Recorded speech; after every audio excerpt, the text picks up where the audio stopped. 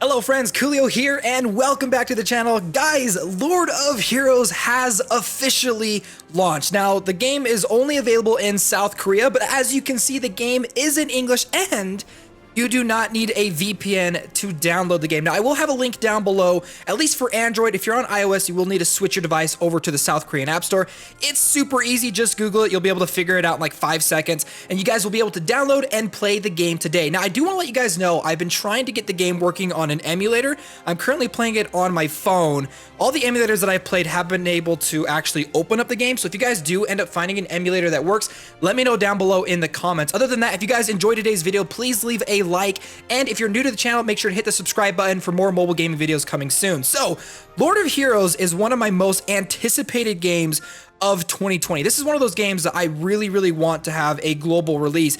But even then, like, even if it doesn't have a global release, you can still totally play it on the South Korean servers, because I think about probably 99% of everything in the game is translated into English. I've come across a few points in like the game's story itself where like it's been in Korean, but other than that, yeah, like 99% of the text and stuff in this game is all in English, and it's like really good too, like pretty good English translations. So we're gonna go ahead, we're gonna jump into the gameplay. Now I've done a video on this game when it did its frontier test kind of in the past, and I was really impressed by the game, and the game has only improved since then. It runs great, it looks amazing, and a lot more of the information that we need to progress our characters and upgrade them, everything has finally like been translated into English. So, all right, let's go ahead. We're pushing our way through the story. The story is all about you being the Lord of Heroes, collecting a bunch of different heroes and taking them through an adventure and essentially conquering the world that you live in. Now, one of the things that's really great about this game, and I feel like I have to mention it because there's so many games coming out nowadays that like put a lot of stuff behind paywalls or like take it forever to give it to you.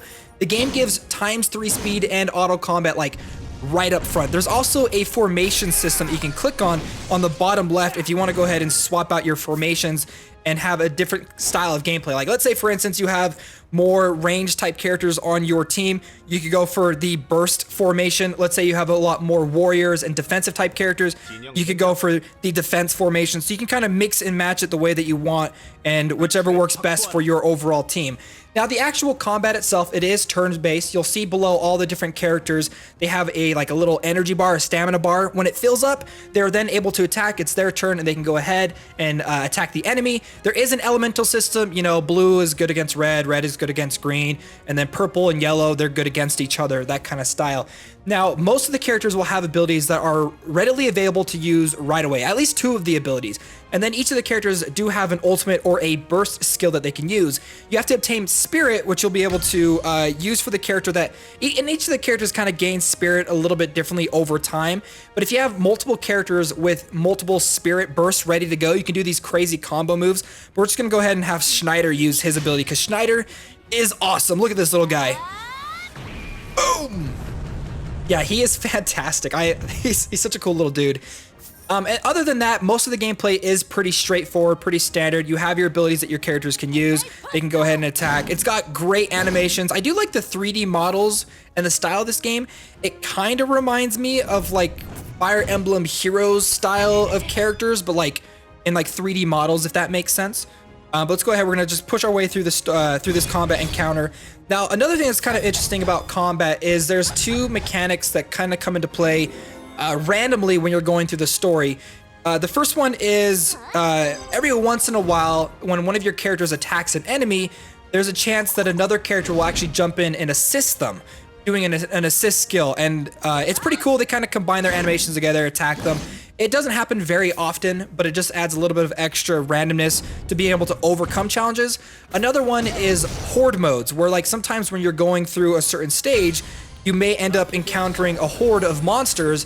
Somewhere between like around like 10 to 12 enemies will randomly appear. They have weaker health and weaker defense, but you use a lot of your AoE attacks to just like clear the battlefield and destroy a lot of them. So that's kind of the basics of the gameplay. Once you've completed certain stages, you gain experience points, you gain materials that you can use to level up your characters. You get renown. Renown is a really important resource that's become more important with the actual official release, which we'll go into a little bit later. And you get a little bit of premium crystal as premium currency as well. You get some experience potions, which you can use to level up all of your different heroes. Now, one of the biggest differences between this game and a lot of other hero collectors is the fact that collecting heroes isn't done through a gacha system. Most of the heroes that you're going to end up collecting throughout the game will be done simply just by playing through the story mode. So if I go ahead and actually open it up, you see the final boss stage on the far right, there's a character icon. Once I complete that stage, I will actually unlock that character. Now, you get a lot of characters doing this way, but there's another way that you can go through and actually unlock characters, and that's in the Chronicles page. Now, the Chronicles page will show a whole bunch of different characters that you'll be able to use resources like Renown or Premium currency to unlock different characters. Now, the farther you get into the game, I believe some of these characters will unlock completely for free, but there are different versions of similar characters. Like, for instance, there is a fire version of Schneider right there that I could go, if I wanted to, I could go and unlock him for 100,000 renown. So I'm still pushing my way through the story. You do get quite a lot of renown. I'm probably going to be able to reach 100,000 with the next couple of hours if I wanted to go and unlock Schneider. Now, there are a couple of other characters that can't be unlocked unless you either get it through a hero's contract, which I'll talk to you guys about in just a second, or pushing yourself through the story itself. So for example, Zyra here, Occupy Rodon 212. So that's the boss battle that I'm going to be going through in just a second. So there is no gacha for the characters themselves. You can go through, you can purchase the characters that you want. And I think that's a really, really great way of doing it. Now, the gacha itself is called Alchemy and is actually surrounding the equipment items for your characters. And I actually really like the gacha system in this game because they have a few different styles of items that you can get. The artifacts are like the really, really premium, like special ability items that you can get, equipping them onto special characters and having specialized bonuses, if that makes sense. The replicas are like the artifacts, they just don't come with the specialized abilities, if that makes sense. And then so you have replicas, and then you have your normal set too. So it's about a 2.73%, it's about a 3% chance for an artifact, which is roughly, it's okay. It's not like amazing. It's not super bad. But again, like even if you don't get an artifact, if you get a replica, which is at 4%, even a 5-star replica, you've got some pretty great equipment. So I'm going to be doing a summon in just a little bit, but I want to go through and actually talk about hero progression in this game because a lot more information has come to light with the actual launch because more things are now translated. Now, when it comes to the actual hero progression itself, they have two main ways of doing it. You can level up by using potions, which we'll just do right here. Maybe we'll just push her to level 15. And simple enough. Now she's level 15. And then you have the promotion, which you can go through and you can promote the characters starting. Now, unlike other gacha games, you don't need to get duplicates in order to upgrade the star rankings of your characters. The way that you do it is you go through like the daily boss dungeons or play through the campaign itself to unlock specialized gems or rubies or whatever you want to call these that you can use to then eventually promote your characters farther. So there isn't any like random chance at all when it comes to progressing your characters. All the randomness just comes into like getting the equipment items that you need to kind of fine tune the play style of those characters, and I actually really, really like that system. The other way that you can go through and you can upgrade your characters is through upgrading their skills. Now, there's two different ways you can do it. You have the random upgrade, which I believe costs less materials in order to upgrade it, but it'll pick like one of your skills at random and upgrade it. The other way is by doing a skill upgrade itself, where you can, if you get a specific item, the Primeval Soul Stone, you can pick a specific skill out of the ones that they have in order to upgrade. Each character has 3 active skills and 2 passive abilities. So I don't know exactly how all this is going to kind of come into play later, if it's like a pretty difficult grind to get the materials that you need to upgrade specific skills, but I'm okay with the skill upgrade random if it means that like it's not going to cost as much resources or be as dramatic as it would take to upgrade a single skill, but we'll kind of figure that out a little bit more as we kind of go down the line. And then obviously the most important part of your characters is probably going to be the equipment in the game. Now, a lot like any other gacha games that you've played, there are different sets. Right now, I've got 2 copies of the life set, which gives her an overall plus 30% health. You can see I even have a special artifact, equipment on this character. Now, this artifact effect specifically for this character gives her the torrential smash +1, so it upgrades one of her abilities. On top of that, I get the set protection, 2 set protection, reduces damage taken by 15%. So if I get another item that has the protection bonus onto it, I'll be able to get that extra set protection. And then you can see all the other stats that this one comes with. The protection Silver King's boots does look really, really cool. And then obviously upgrading them is really, really simple. Just go ahead and upgrade them.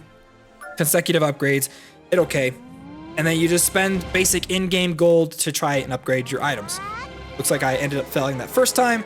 every time you hit like a certain tier, like +3, +6, +9, you'll upgrade a stat, and sometimes you'll get a randomized stat as well. So here it is, 29% increase to attack. So there we go. That's kind of it when it comes to like the character progression. You can see all the characters down here on the bottom left, and there are quite a lot of different characters in this game that look the same. So you have Astrid, well, this is the blue elemental version of her, and then you have the green elemental version. So I think the reason why they decided to go with that is if you have a specific character that you really like, but you're kind of going through certain circumstances, you can get a different version of them to still kind of work your way through the story. So the last thing I want to show you guys before we go and do some summons for some equipment is this thing called the hero contract. Now the hero contract has 3 different heroes that you can choose from. Now if you log into the game for 15 days consecutively, it will give you a free 5-star hero. Now I think that's a little bit overwhelming. I kind of wish maybe it was like 7 days. 15 days is like long. Like if I end up missing just 1 day, am I not going to get this character?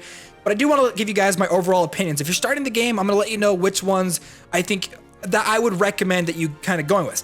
So Lorraine here, I think would be a really, really great beginning character to go with. She has a lot of AoE abilities that you can use to kind of swipe the entire field clear.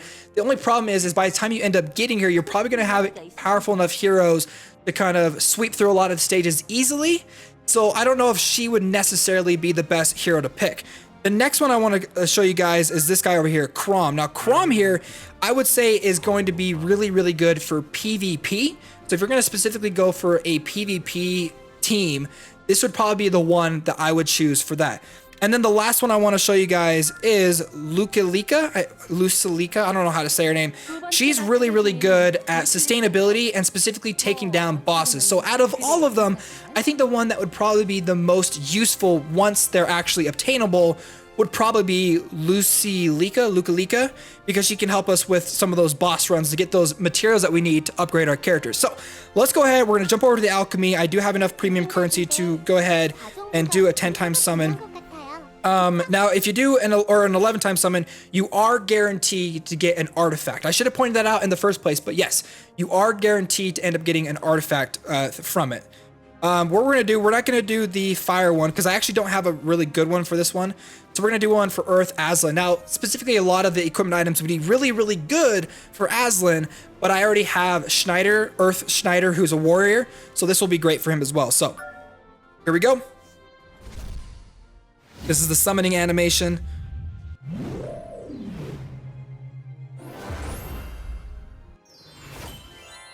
So we got ourselves a 6-star critical rate splendorous gear. This is not our artifact. A 5-star verdant sword. A 4-star victor's ring. A 4-star regal pendant. 4-star regal spear. This is our artifact, counterattack Haitian duke's ring. This is a 6-star. And then life verdant gloves, debuff rate elegant rings. It's a 6-star. 6-star splendorous gloves, and elegant cutlass, and splendorous ring again. And there we go. So those are all the items that we ended up unlocking. You actually get like a lot of really useful items. I was kind of worried that the gacha system was going to be too lenient on having to get like the most powerful items in the game, but you actually do get quite a lot of decent items through it that you can really power up your characters. So if you guys enjoyed today's video, if you guys want to see more videos on Lord of Heroes, let me know down below in the comments. If you guys are enjoying it, then leave a thumbs up and subscribe to the channel. Okay, friends, my name's Koolio, and I'll see you next time.